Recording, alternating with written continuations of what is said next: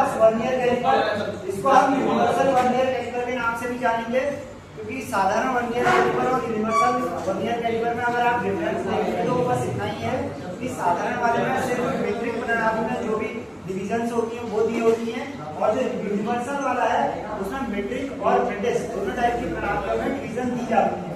ठीक है, तो इसका अब देखते हैं कि इसका कार्य क्या है। वर्नियर स्केल का वर्नियर कैलिपर जो है वो रेखीय मापन के कार्य आता है। ठीक है, लेकिन रेखीय मापन का काम आता है। रेखीय मापन में क्या आएगा, जैसे लंबाई, चौड़ाई, ऊंचाई, गहराई आदि। इसके अलावा बाहरी और आंतरिक व्यास को ज्ञात करने के लिए भी वर्नियर कैलिपर का यूज किया जाता है। ठीक है, इसके अलावा गहराई मापने के लिए। ठीक है, अब देखते हैं इसके भाग कौन कौन से हैं। ठीक है, तो सबसे पहले अगर आप ऊपर की तरफ देखेंगे तो यहाँ पे हमारे पास आंतरिक जड़ें हैं। ठीक है, ये थोड़ा सा इसको मैं करेक्ट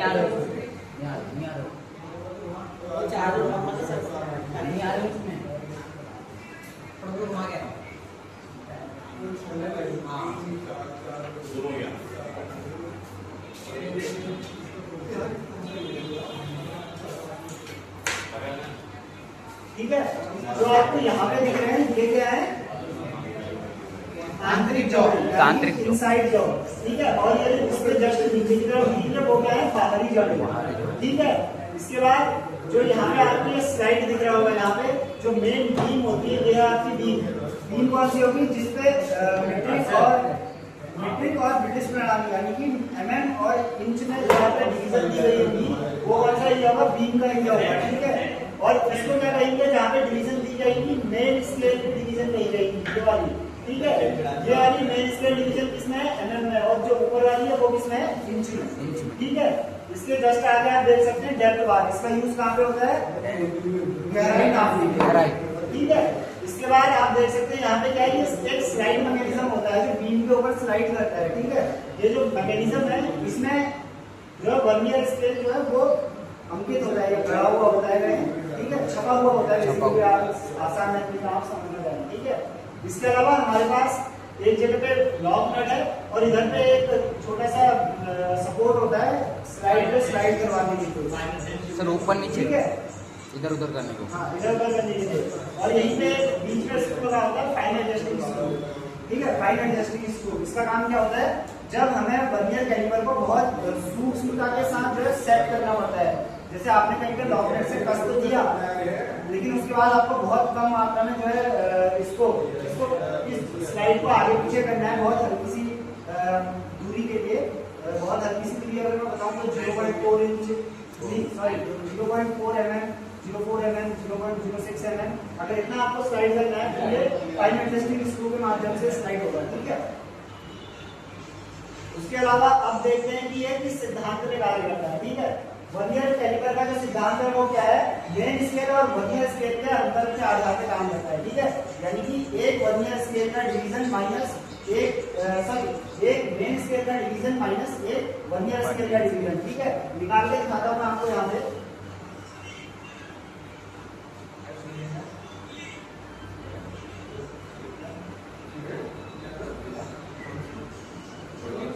एक मेन स्केल डिवीजन का मान अभी यहाँ पे कितना होगा, यहाँ पे एक मेन स्केल डिवीजन का मान, साधारण अगर आप स्टील रूल में देखते हैं तो एक डिवीजन का मान कितना होता है उसमें, डिवीजन का मतलब है ये दो खाने थे,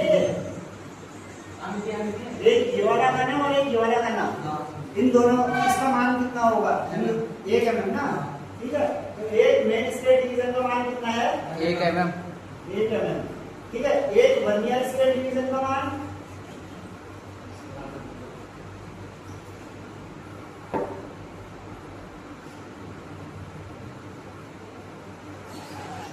ये हमें पता करना है। ठीक है, ये हमें पता नहीं है, इसको पता कैसे करेंगे, तो जो हमारा वर्नियर स्केल होता है 50 भागों में बटा होता है। ये भी यहाँ पर से यहाँ पर ये वर्नियर स्केल है आपके पास, ये कितने भागों में बटा हुआ है। ठीक है, तो वर्नियर स्केल में कितने भाग हुए टोटल, 50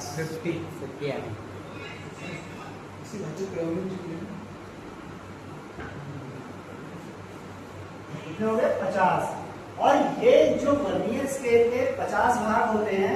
अगर आप मेन स्केल पे देखेंगे तो ये मेन स्केल के कितने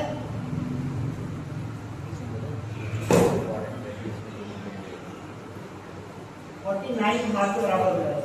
यानी कि जब मेन स्केल में आप 49 mm आगे जाएंगे तब जाके आपका एक वर्नियर स्केल जो है कंप्लीट होगा। ठीक है, अब निकालेंगे हम यहाँ से एक वर्नियर स्केल के डिवीजन का मान। ठीक है, ये निकालेंगे। अभी कैसे निकालेंगे? सिंपल है, जो मेन स्केल के भागों की संख्या है, ठीक है, मेन स्केल के भागों की संख्या बट्टे वर्नियर स्केल के भागों की संख्या, यानी कि 49/50। बोलो तो जरा कितना आएगा? कैलकुलेशन कर लो, कैलकुलेटर में कर लो चाहे। क्या है 49 डिवाइड बाई 50 कितना आएगा? 0.98 कितना आया? 0.98।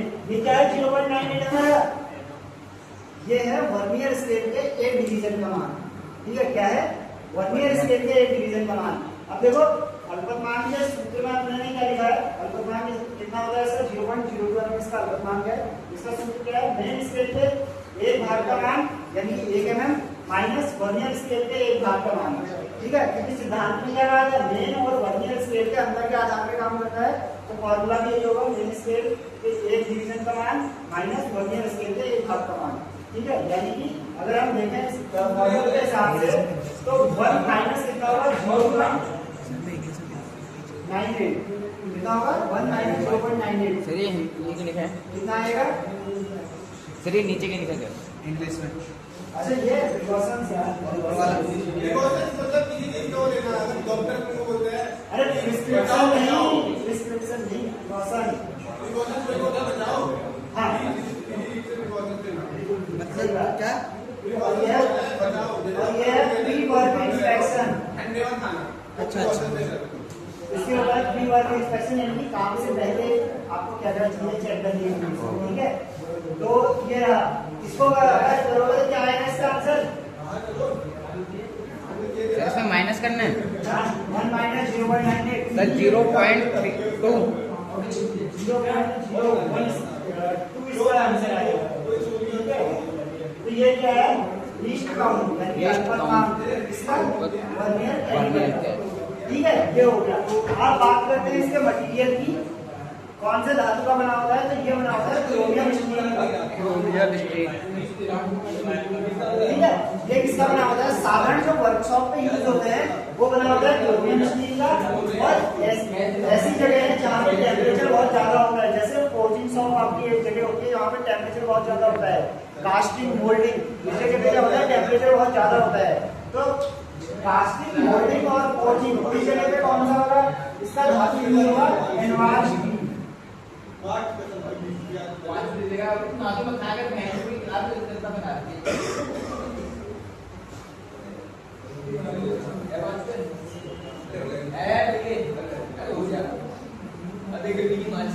एनवार स्टील का बना होगा।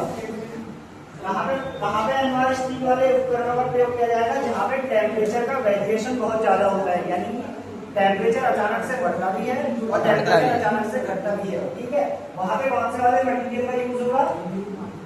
एनवार स्टील।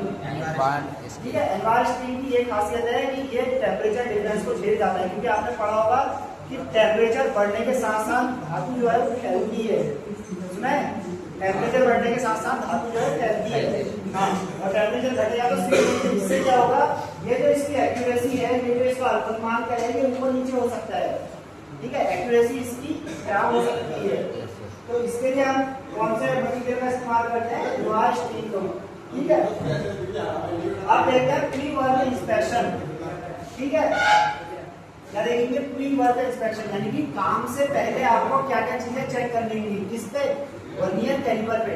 ठीक है, तो सबसे पहले तो आपको क्या चेक करना होगा? आपको करना होगा चेक, सबसे पहले करना होगा एरर। सबसे मेन होता है किसी भी जो मापन यंत्र है या मेजरिंग इंस्ट्रूमेंट है, उसको प्री वर्क इंस्पेक्शन में सबसे पहले उसका एरर चेक करना है। किसी टाइप का एरर तो नहीं है। अब एरर किस किस कारण आ सकता है? जैसे आपने ये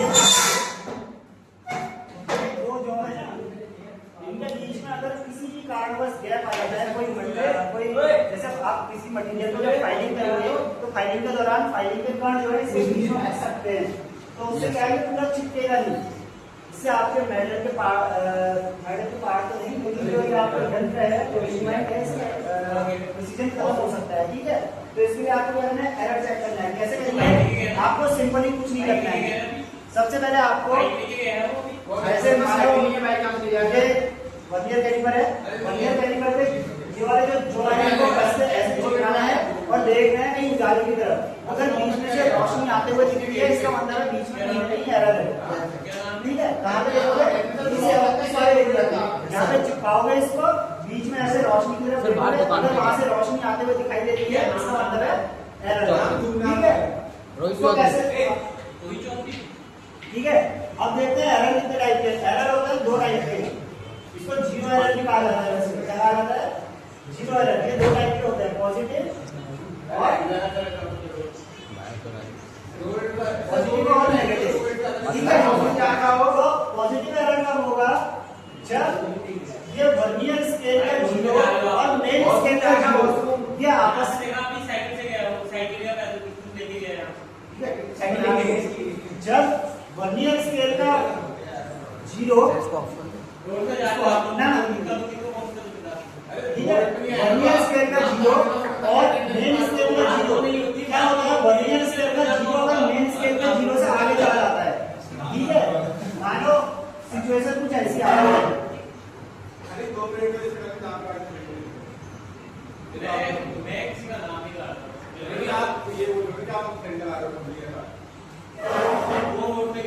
ठीक है, ये क्या होता है? इसका जीरो और इसका जीरो अगर ये इससे आगे चला जाता है तो ये कौन सी पॉजिटिव। ठीक है, घटाने के लिए क्या करेंगे? पूरी वैल्यू को घटा देंगे।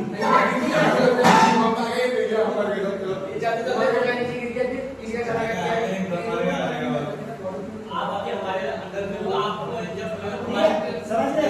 नेगेटिव वैल्यू का होगा सेम वही चीज।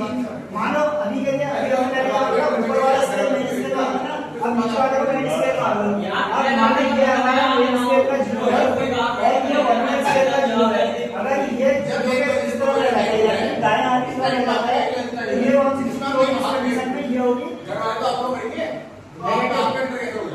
ठीक है, इसमें जितनी वैल्यू कम करते हैं जीरो के पास में उसको जोड़ देंगे।